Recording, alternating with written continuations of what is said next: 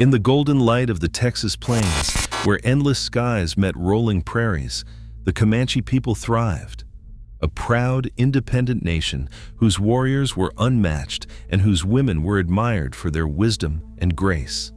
Among them was Weckeah, a young woman whose spirit shone like fire in the heart of the plains. Her laughter could silence storms, and her eyes carried both kindness and strength. The Comanche were not a single tribe, but a confederation of bands, each independent, yet united by a shared language, customs, and their unmatched skill with horses. They were the masters of mobility.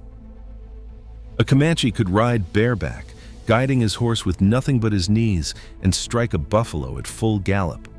Horses were their wealth, their pride, and their lifeline, a measure of power in war and prestige in peace.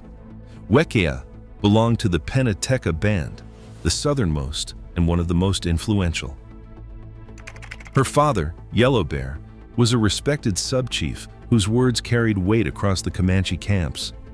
From birth, Weckeah had been taught the duties of leadership, tending to the camp, weaving hides, and learning the diplomacy of her people. Her path was already chosen. She would marry a strong warrior, bring honor to her family, and secure her father's alliances. But the heart, as it often does, has plans that defy tradition. Beyond the horizon rode a young warrior whose name was already becoming legend, Quanah Parker. He was the son of Penateka Comanche, a fierce and respected Comanche chief, and Cynthia Ann Parker, a white woman who had been taken as a child and raised fully among the Comanche. Through her, Quanah carried a dual legacy, one of two worlds that rarely met as equals. His mother's story was one of tragedy and transformation. Cynthia Ann had been captured during the raid on Fort Parker in 1836, taken into Comanche life, and later became the wife of Penateka Comanche. When Texas Rangers later rescued her, she resisted. She no longer spoke English, no longer remembered her birth family. She was Comanche. Her forced removal from her husband and children broke her spirit. She died years later, never reunited with them. Quanah never forgot that loss.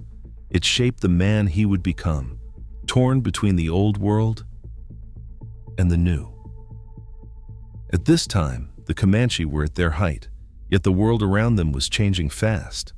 Settlers pushed westward, soldiers built forts on ancestral hunting grounds, and the buffalo herds, the lifeblood of the plains, were beginning to disappear. Even as they fought to survive, the Comanche spirit burned fierce and unbroken. It was during one of the great tribal gatherings that fate brought Quanah and Weckeah together. Hundreds of teepees stretched across the plains, the air filled with the rhythm of drums, the neighing of horses, and the scent of smoke and roasting meat. Children chased one another through the grass, while warriors told stories of raids and hunts. And among the colors and sounds of the encampment, Quanah saw her. Weckeah moved through the camp with quiet confidence. Her long, dark hair caught the evening light. Her laughter rang like music through the wind. For a moment, Quanah, who had faced death in battle, forgot how to breathe. He watched her for days before daring to speak. Finally, one dusk by the stream, as the sky burned with sunset, he approached. "You are like the morning sun," he said, "bright, warm, and impossible to ignore." Weckeah smiled, turning away. She teased, "And you are like the storm, restless and dangerous." Their laughter echoed through the canyon, and in that moment, something irreversible began. Among the Comanche, love could bloom freely, but marriage, especially for the children of leaders, was bound by duty. Every union had meaning beyond affection. It tied families, balanced power, and forged peace. For a daughter of Yellow Bear to fall in love outside those plans was to defy not only a father, but custom itself. When word reached Yellow Bear of her secret meetings with Quanah, his fury was swift. He roared, "You are my daughter. You will not shame your blood." But Weckeah's voice was steady. "He is brave. He is strong. And he honors the ways of our people.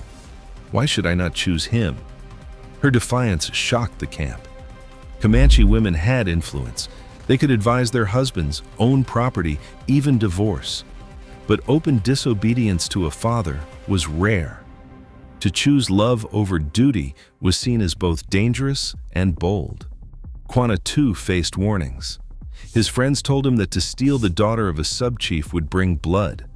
But his resolve was unshaken. He had inherited his father's courage and his mother's stubborn heart. And so, one night, beneath a crescent moon, he rode silently to her lodge. Weckeah was waiting. She carried nothing but a blanket and her faith in him. Without a word, she climbed onto his horse, and together they disappeared into the night. Behind them, the wind erased their tracks across the plains. By dawn, Yellow Bear's warriors were riding hard, determined to reclaim their honor. The chase stretched for miles, through ravines, over rivers, across the wide Texas plains. But Quanah and Weckeah knew the land like their own skin.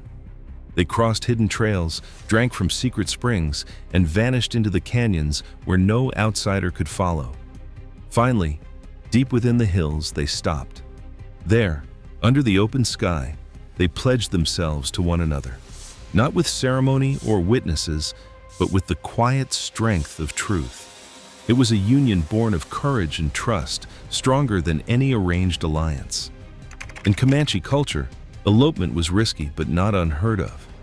If the man later proved his worth through bravery, leadership, or wisdom, forgiveness could follow. But if he failed, both would live in exile. For weeks, the young lovers hid, surviving off the land, their bond growing deeper each night beneath the stars.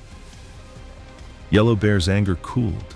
He could not deny that Quanah was brave, skilled, and, more importantly, honorable.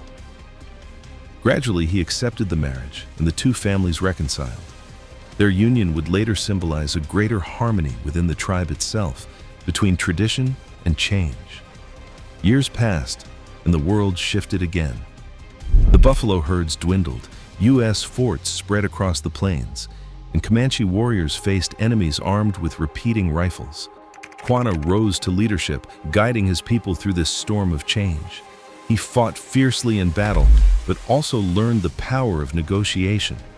When defeat became inevitable, he chose survival, leading his band to reservation life, not as captives, but as a nation preserving its dignity. Through all of it, Weckeah remained by his side.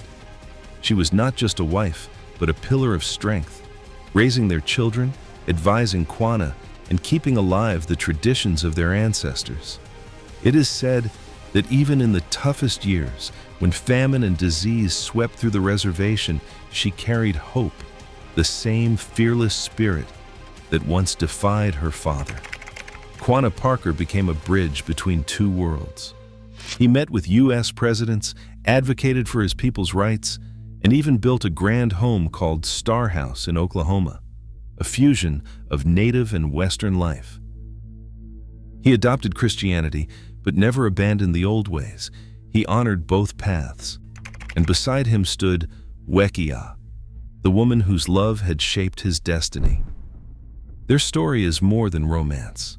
It is a reflection of an entire nation's struggle to hold on to its soul while adapting to a changing world. Their love represented defiance, resilience, and ultimately, unity. Quanah Parker died in 1911, revered as the last great chief of the Comanche. Weckeah's name is less known in history books, yet her legacy lives through him, through every decision guided by compassion, through every act of strength that carried her people forward. Their legacy endures. This story reminds us that love can be more than a feeling. It can be an act of courage, an act strong enough to change hearts, families, and even nations. In the vast silence of the Texas plains, where the wind still whispers through the grass, their names remain: Weckeah and Quanah Parker, the lovers who defied tradition and, in doing so, helped shape the soul of a people.